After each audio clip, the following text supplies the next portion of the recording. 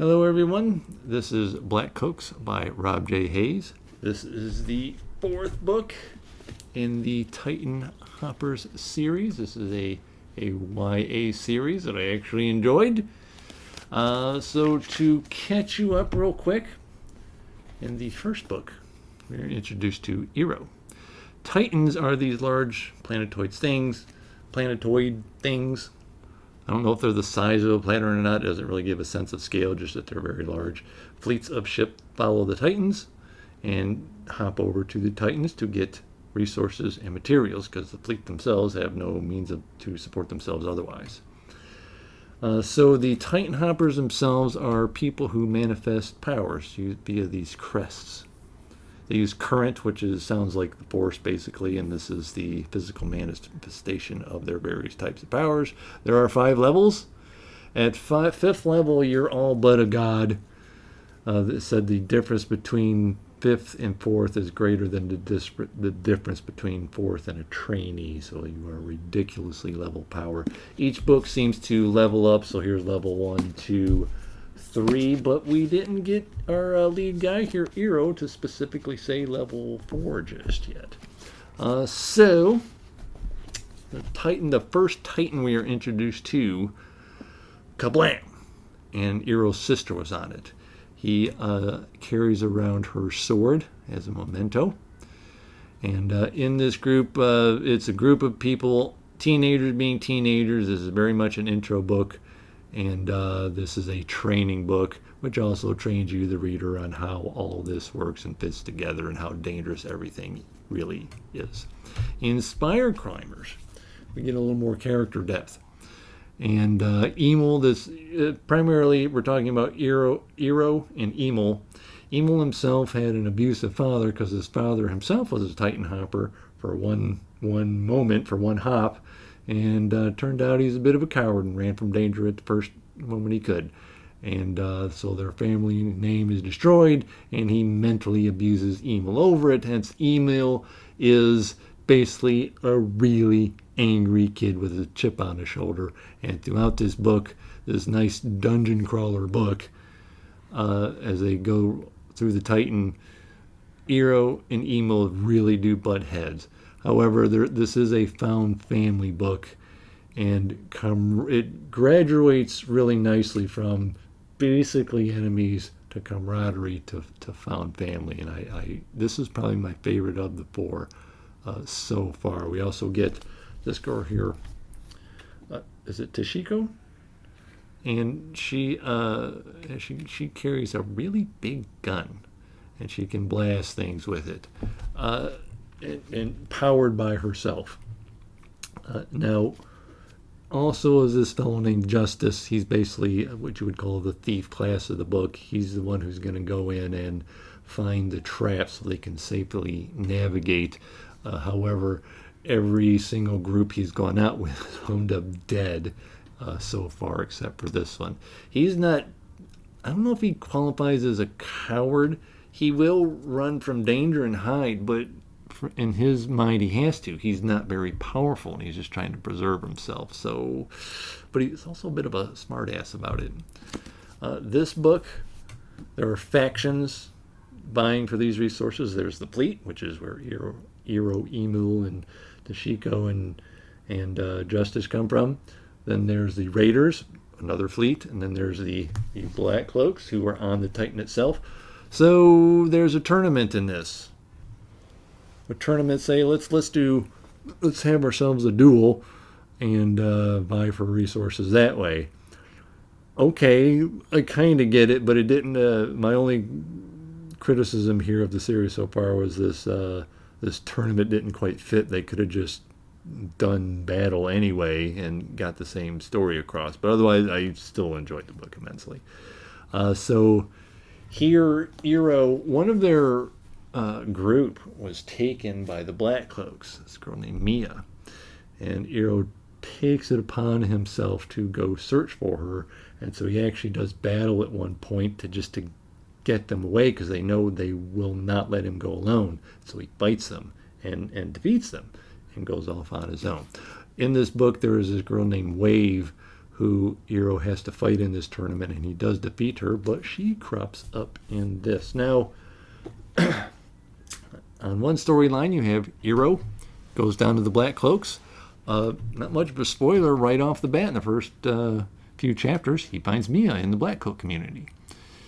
The Black Cloak community was basically made out to be the villains, but when he gets there, there's only one real villain in that. There's a couple real villains, and those are these two people in charge.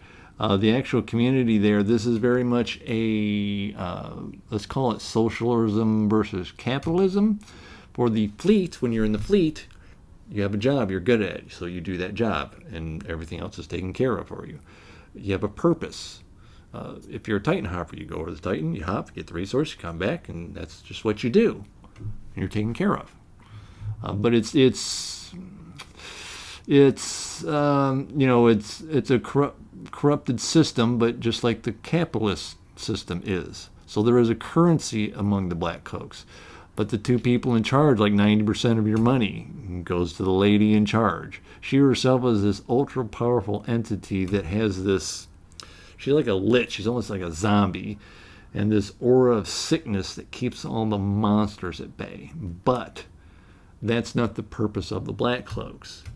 So not to give everything away, but we start to find out the mysteries about the history of the Titans, and how these monsters got there, and how these traps got there. It's an infestation, and they have to try to keep, it's called the Blight, and they keep the infestation at bay.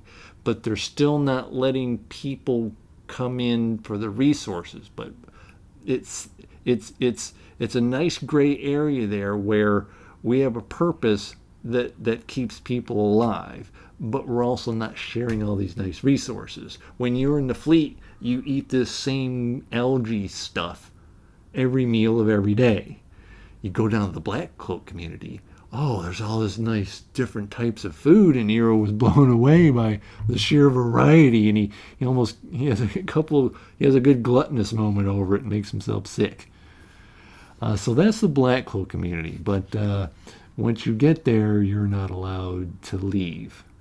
And but on Emil's side, he's now running the group, and he has his own person to butt heads with. In the Black community, Eero butts heads with Wave. She's part of that community now, and so they're just constantly at each other, almost coming to blows a lot. Same thing in Emil's group. He's the leader, and he's got this girl that he has to coerce and try to convince and basically gaslight people into doing what he says, or else they're just not going to listen. So for Eero's part, actually I think both of them see it. Both Eero and Emil see it. You have the socialists and the capitalists, but both of the groups that are in charge of them are basically just oppressing them and abusing them. And it's all got to go. You see him laying the groundwork for it. There is a nice scene in here, which I will not give away in entirety, but it's in the midst of battle, and Eero's like, we have to stop this, or basically we're just going to wind up consuming each other, and we're not going to survive this. We can't keep going with the same system and leaving this in place, especially with this blight thing going on, and we all have to get together. And so the seeds are being planted. I can't imagine, these are very action-oriented books, and so with 2 more books to go, I don't think he's going to give up the action just yet until somewhere deep into the last book, where everybody, probably, this is my prediction, that everybody's going to finally get together and say, okay, we can do this together rather than fight over it, because we're just not going to get anywhere this way. So good character development as it goes along, good power development. The level up stuff is really fascinating, and I always had this thing for sigils and floating hologram type stuff like that, and so that's what fascinated me about it, and I'm glad I got into it, because I enjoyed the magic system. There's I won't call it a magic system, really. I mean, I guess in a general way. I wondered if it was magic or some kind of cosmic power, and it's leaning more towards cosmic power because of the, I don't know if it was scientific hubris, but it's this computer virus that turned into a virus that could get out and infect everything. And Eero himself couldn't, when he started out, he couldn't manifest anything. But as he spent time on the Titan, he could. And it's because of this infection and that connected him more to the current. And just good stuff all around. I'm thoroughly enjoying it. I don't know what's he going to do, a book a year? That's what it seems like. So that's it for that. Next week, more Dungeon Crawler Carl. Speaking of dungeon crawling, The Eye of the Bedlam Bride by Matt Dinneman. Look at it, look at this, look at this, look at this. Okay, so there's the Titan Hopper series so far. Here's this 800-pound brick. There's 800 pages. God, even the size of it, I have to test it against the height of some other hardbacks. Look at this monster. Let's see what kind of noise it makes.